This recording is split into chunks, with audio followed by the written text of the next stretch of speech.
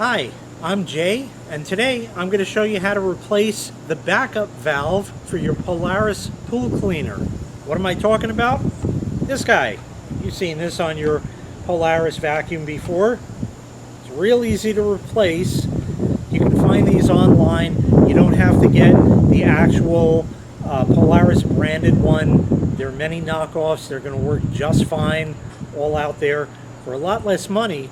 You can, of course, always go to your pool store and have them get that for you, or they may have it in stock and pay a premium for it. But anyway, the installation is the same either way. Let me show you how.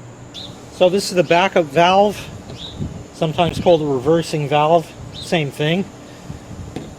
What it does with your Polaris cleaner is when it's in the pool, sometimes the vacuum, because it just wanders aimlessly around the pool, can get into trouble. It can get stuck in a corner or can't work its way out of that.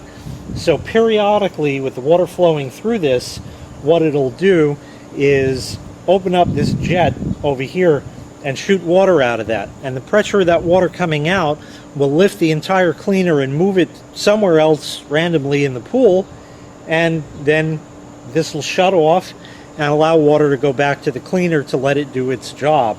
It's real easy to replace. The only thing you do have to watch for is to install it in the correct direction. There is an arrow on here that shows you which way. And on this one, there's the arrow there. The arrow simply has to point towards the cleaner itself.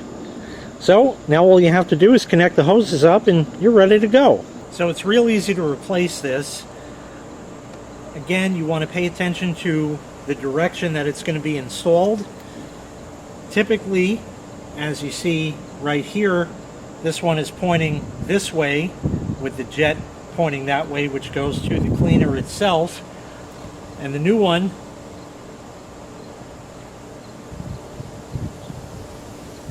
has the arrow in the same direction.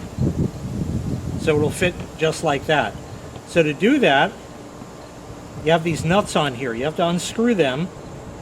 You must keep these nuts. They're part of your existing equipment. Wiggle the hose off, right like that, and take the nut. Again, pay attention to which way it connects. So this is the right way. The new one connects in the same fashion like that. So let me put this down for a second. Put the nut onto the new backup valve first, and now work the hose on. If you already have one existing like this, it should pop right on. And then screw the nut back until it's tight.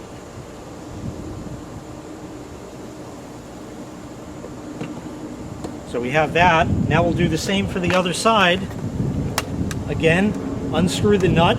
It goes one way and not the other. One way will unscrew it and the other won't. Like that. Slide the nut up and work the hose off.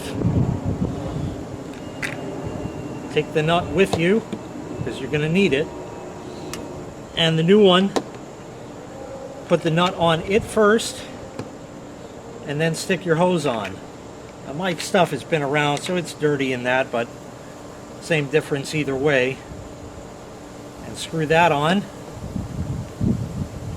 until it's tight, which is right there, and that's it. It's been successfully replaced. Say, if this video helped you out, please click the like and subscribe buttons. That lets me know I did a good job making this video and I can continue to provide them for you. Also, if you'd be so kind, if you can click that big thanks button below the video there, it helps me out and helps the channel out. I really do appreciate it. Have a great day.